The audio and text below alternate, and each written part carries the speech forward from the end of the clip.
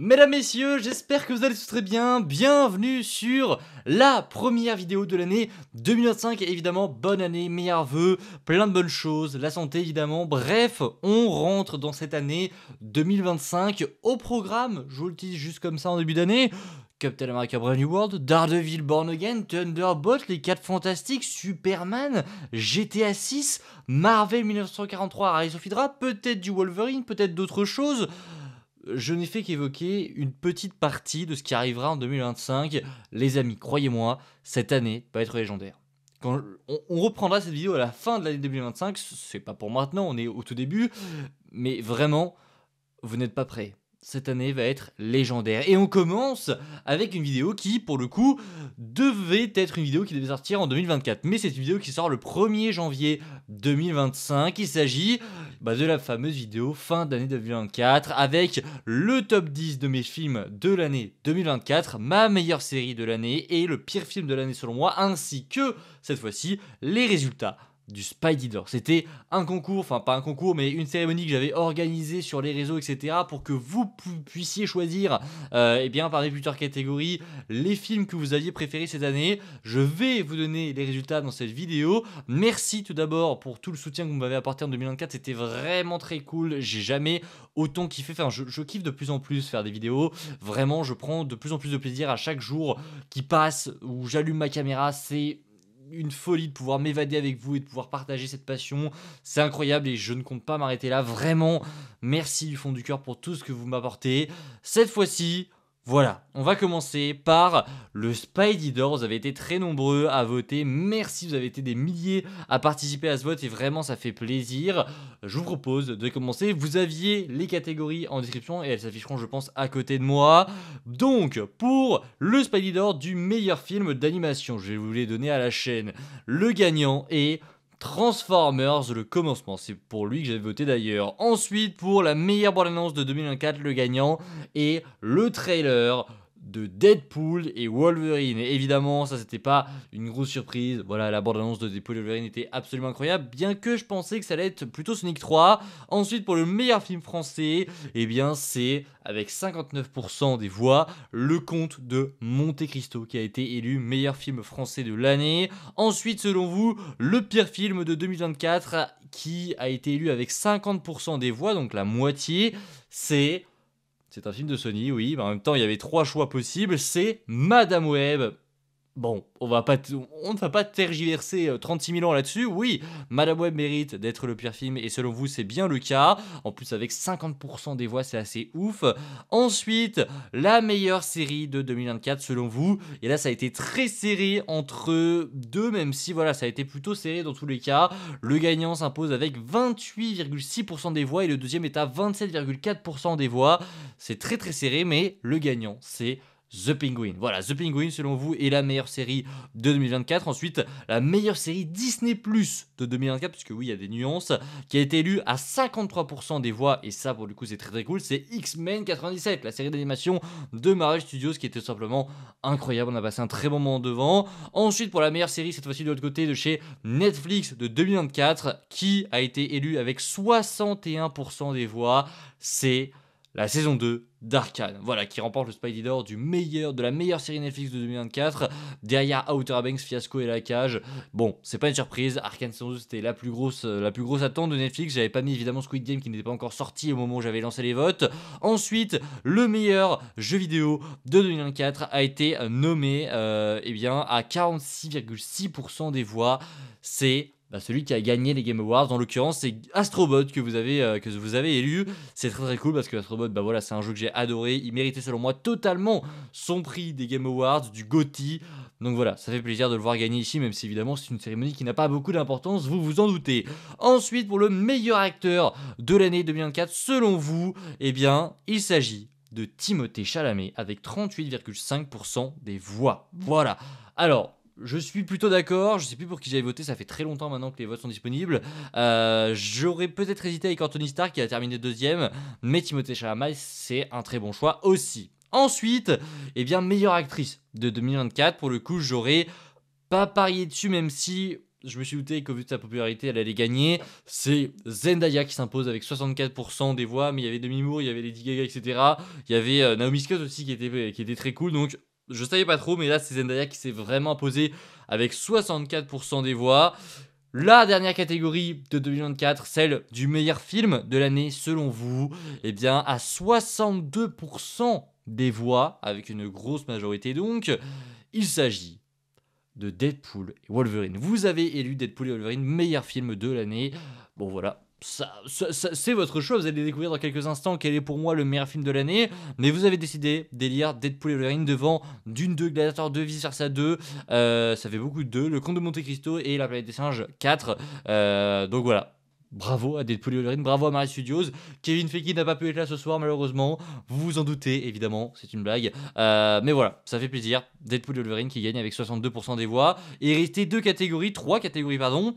Votre plus grosse attente de film de 2025, il s'agit des 4 Fantastiques avec 39% des voix. La plus grosse attente de série 2025 pour vous, c'est Stranger Things saison 5 pardon, avec 38% des voix. Et enfin, la plus grosse attente jeu vidéo de l'année avec 48% des voix, ça n'est pas étonnant, c'est GTA 6. Bref, voilà pour les résultats du Spidey d'Or. Vous avez tous les résultats, vous pouvez maintenant savourer le reste de la vidéo. On va commencer les amis avec selon moi, donc là on rentre dans mes choix, dans ce que j'ai fait, c'est totalement subjectif je le rappelle, mais on va commencer par la meilleure série, il n'y a pas de top, c'est vraiment la meilleure série de 2024, j'ai choisi...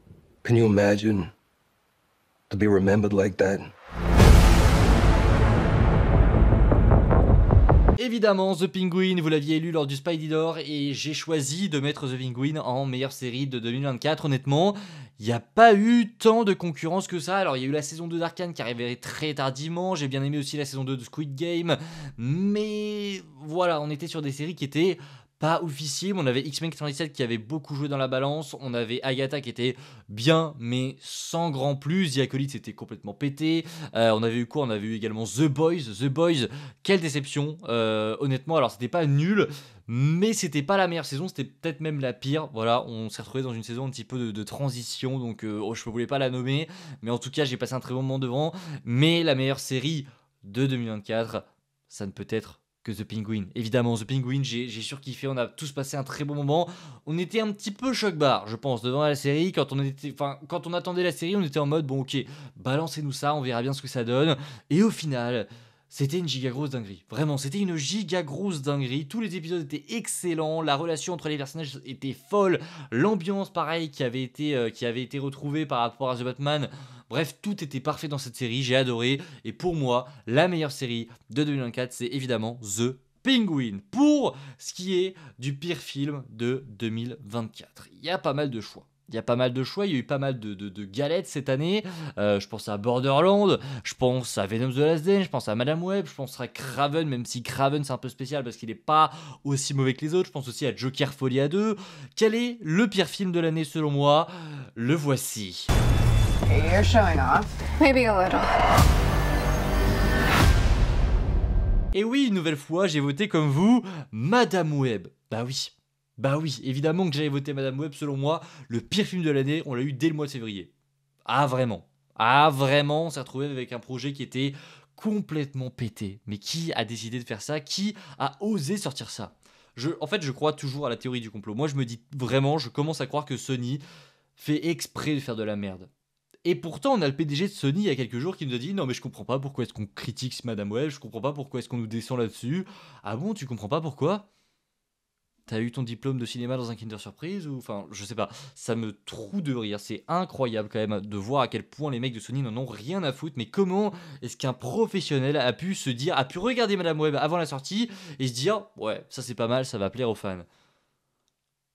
Je ne sais pas, mais en tout cas, voilà, c'est sorti en salle et évidemment, ça termine en tant que pire film de l'année et c'est totalement mérité. Voilà. On est quand même très loin du niveau de Joker Folie à 2. On n'est pas loin de Borderlands, même si Borderlands c'est raté, mais c'est au moins ça l'ambition d'être un film. Madame Web c'est même pas un film, ça n'a pas de scénario, c'est éclaté, c'est rien du tout. Bref, éloignons ces pensées négatives. Passons les amis au principal de cette vidéo, le top 10 de mes films de l'année 2024. On commence avec le numéro 10.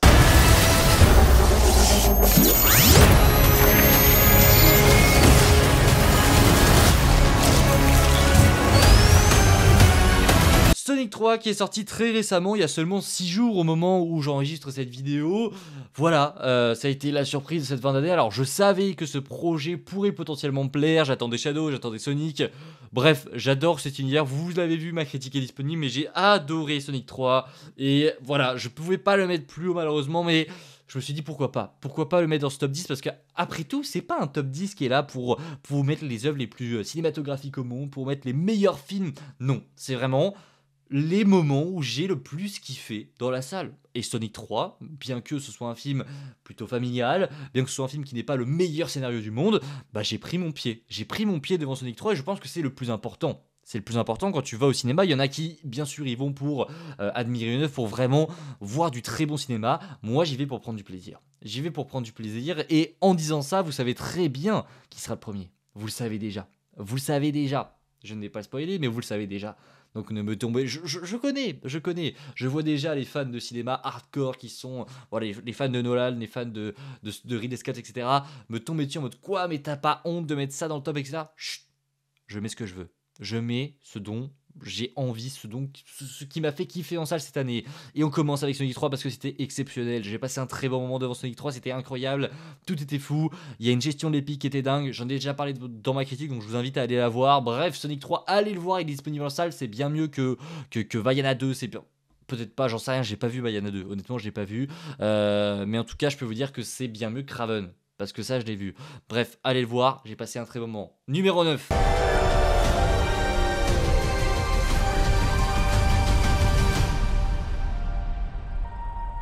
Le robot sauvage, et qui l'aurait cru, parce que même moi, quand j'ai vu ce projet arriver, quand j'ai vu le premier bande-annonce, je me suis dit ouais, bon, c'est un nouveau film de DreamWorks, on verra ce que ça donne, mais quelle claque. Alors le scénario est un petit peu simple, mais en termes d'émotion, mais mamma mia, allez voir ce projet, c'est simple, c'est beau, en termes d'animation, mais tu te prends une baffe à chaque plan, à chaque fois que la caméra change de plan, t'es là, mais DreamWorks ils sont là, c'est magnifique, chaque plan pourrait être un tableau, mais évidemment le cœur du projet c'est l'émotion qu'on lui donne, l'émotion que DreamWorks a réussi à lui donner, c'est incroyable. Il y a une suite qui est en préparation, j'ai hâte de voir ça, même si je me dis qu'on aurait peut-être dû s'arrêter là, on verra, mais il y a une telle émotion dans ce projet que je me sentais obligé de le mettre dans ce top 10 en fait, parce que j'ai vraiment surkiffé ce moment en salle. Ça a été un des moments forts de l'année, c'était en fin d'année, là on est sur 2 projets qui sont sortis en fin d'année, vraiment j'ai adoré. Numéro 8. Challengers, voilà, alors peut-être que certains n'y auraient pas cru, mais j'ai adoré Challengers, voilà, j'ai passé un très bon moment. On retrouve Zendaya et on retrouve 2 acteurs dont j'ai oublié le nom. On s'en fout, c'est pas grave, mais j'ai passé un très bon moment, voilà, j'ai adoré toute la tension qui se retrouve dans ce projet. Je suis pas un grand fan de tennis, mais honnêtement, j'ai adoré suivre cette addiction au sport, cette volonté de gagner. Ça va même entraver sur l'amour des personnages, puisque vous le savez, c'est un trio, enfin pour ceux qui ne le savent pas, c'est un triangle amoureux qui se forme dans ce film en fait, et on retrouve donc Zendaya, les 2 autres garçons, et le sport va venir s'entremêler avec cette histoire d'amour et c'est incroyable. J'ai vraiment passé un très bon moment. La réalisation est aux petits oignons. C'est pas magnifique, mais j'ai beaucoup aimé la manière dont ça a été filmé, etc. Tout est incroyable. Je vous invite vraiment à aller le voir. C'est assez spécial, mais je pense que ça va plaire à beaucoup de ceux qui n'ont pas encore vu. Faut aller découvrir, faut se lancer. Il y a des scènes qui sont un petit peu osées, mais honnêtement, c'est pas pour ça que vous devez aller voir le projet. Il y en a plein qui étaient là en mode waouh, Tom Holland, Zendaya, bref. Le film est incroyable pour plein d'autres choses, vous verrez, mais j'ai vraiment passé un très bon moment devant Challengers, pour l'ambition du projet, pour cette force que représente le sport et l'amour dans ce projet. Vraiment, allez le voir, c'était incroyable. Numéro 7.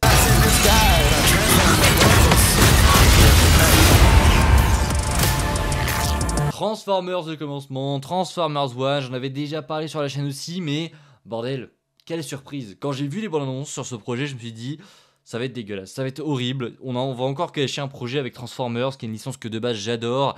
Et quand j'ai été en salle, alors j'avais déjà entendu des retours qui étaient vraiment positifs et qui me disaient, attention, ce qu'on te montre dans les bandes annonces, c'est pas du tout le résultat final. Au final, j'ai été dans cette salle de cinéma en ayant des attentes plutôt grandes, parce que voilà, j'avais entendu dire que finalement ça n'était pas ce qu'on pensait.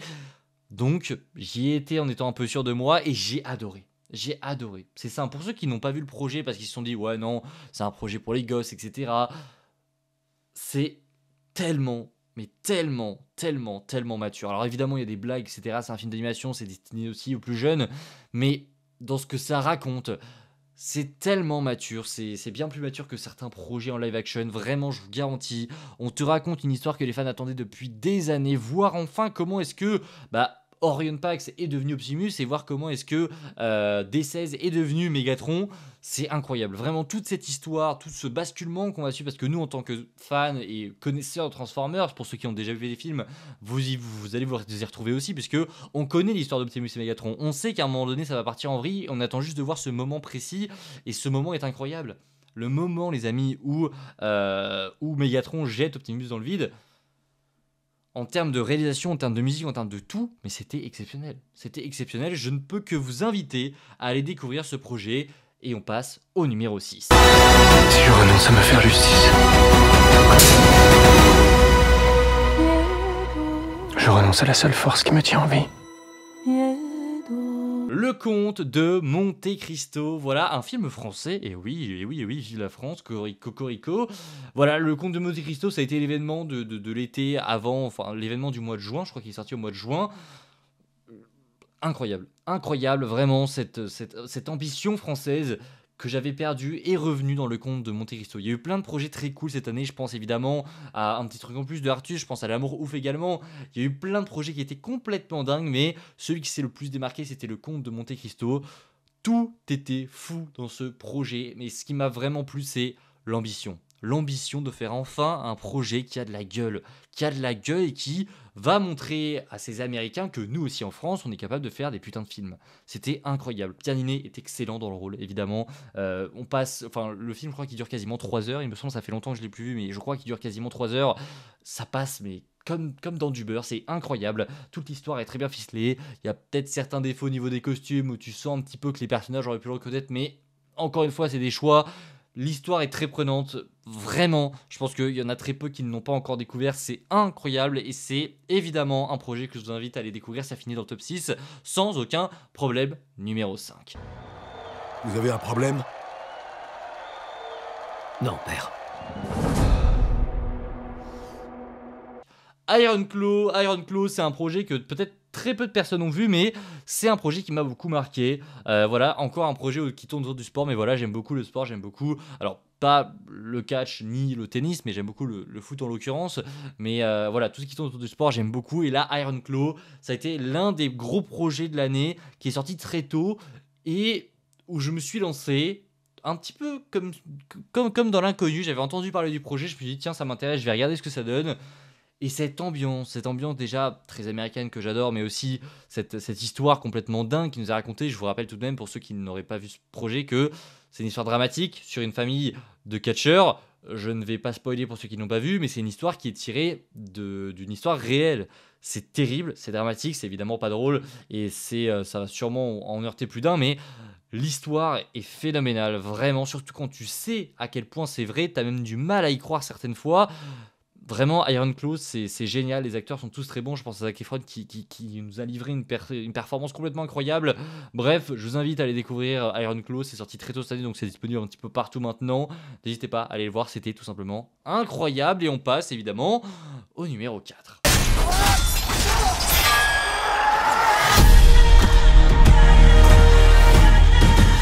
Gladiator 2, et oui, Gladiator 2 qui termine dans ce top 4 à la marre, enfin au pied du podium. Il n'y a pas été malheureusement, mais j'ai passé un très bon moment devant Gladiator 2. Ça peut pas aller au-dessus parce que selon moi c'est pas au niveau du premier. C'est un blockbuster qui souffre un petit peu de la perfection du premier. Voilà, le premier était tellement exceptionnel que faire un deuxième film qui était à la hauteur, c'était très compliqué, mais ça en reste un très bon blockbuster que je vous invite aussi à découvrir pour ceux qui ne l'ont pas encore vu.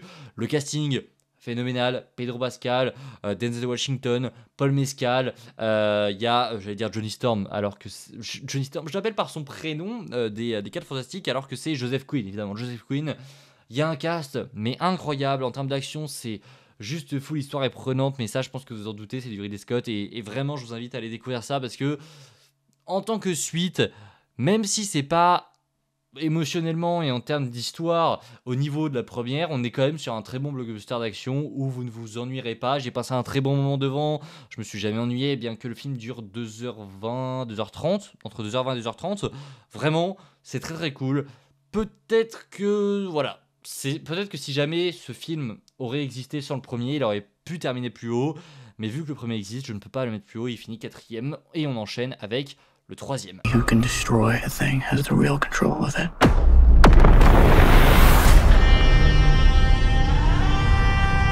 Dune, partie 2. Alors, est-ce que j'ai vraiment besoin de me justifier? Voilà, Dune 2, 3ème, c'était l'une des plus grandes œuvres de l'année. Peut-être qu'en termes, si on parle simplement de cinématographie, si on parle vraiment de juger une œuvre par ses caractéristiques techniques, bah oui, peut-être que Dune 2 serait premier. En termes de pied, bah j'ai pris mon pied sur 2 autres œuvres. En tout cas, j'ai plus pris de plaisir, je ne sais plus parler, devant 2 autres œuvres que devant Dune 2. Mais Dune 2, c'était tout simplement phénoménal en termes de casting, en termes de jeu d'acteur. Timothée Chalamet s'est évidemment transphasé, transformé dans ce projet. C'était juste fou, cette histoire. Je vous le dis, quand je suis sorti, j'ai pensé immédiatement à Anakin Skywalker, mais j'ai hâte de voir quel sera le destin de Paul Atreides, évidemment, dans Dune Messia qui arrive très prochainement. J'ai pas encore regardé Dune Prophétie, qui est actuellement diffusée, je crois que c'est terminé, j'en sais plus, mais Dune 2, c'était absolument dingue. La réalisation est folle, chaque plan est fou aussi. L'histoire, pareil, mais l'histoire, ça continue, et pour l'instant, je pense... Alors, on ne sait pas, hein, mais si Dune 3 parvient à être au niveau des 2 premiers, on sera peut-être sur l'une des plus grandes trilogies de l'histoire. Je n'en sais rien, en tout cas, c'était une nouvelle fois phénoménal. Denis Villeneuve a réussi à faire encore mieux que le précédent, encore mieux que le premier Dune, et c'était pas gagné, et ça a été ouf, et vraiment, je comprends pourquoi certaines personnes l'ont mis première, parce que premier plutôt, c'est un film donc premier, parce que vraiment, c'était ouf, et certains le voyaient déjà comme le meilleur film de l'année en février, et je comprends très bien pourquoi. Numéro 2.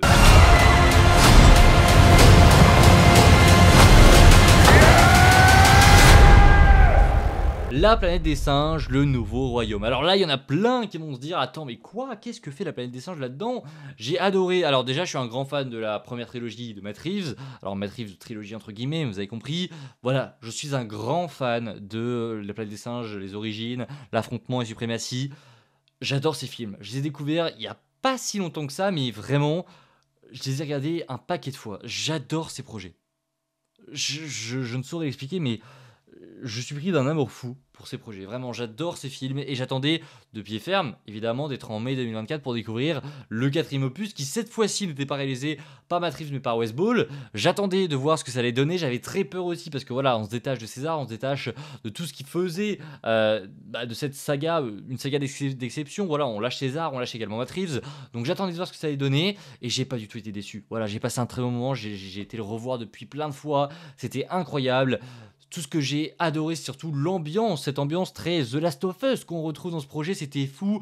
On t'introduit de nouveaux protagonistes, tu sens que c'est aussi une introduction, donc on peut pas non plus en faire des caisses, mais voilà, c'est une introduction pour la suite. En termes de décor, c'était fou, en termes de CGI, c'était fou, en termes d'histoire, c'était classique, mais ça marchait très bien. Voilà, ça te montre encore une fois de nouvelles facettes de ce monde dirigé par les singes. On explore plein d'autres choses et c'était vraiment très cool. Bref, je vous invite à aller découvrir La planète des singes. J'ai passé un très très bon moment devant et c'est l'un de mes films préférés de l'année. Ce n'est pas mon film préféré puisqu'il arrive, mais c'est mon 2e film préféré parce que vraiment je suis un grand fan de La planète des singes et je n'étais absolument pas déçu par ce projet. J'ai même adoré. Sans plus attendre, voici les amis, sans grande surprise, mon film préféré de l'année 2024. I don't know anything about saving worlds, but you do. Trust me, kid, I'm no hero. You were an X-Man. You were the X-Man. I am soaking wet right now.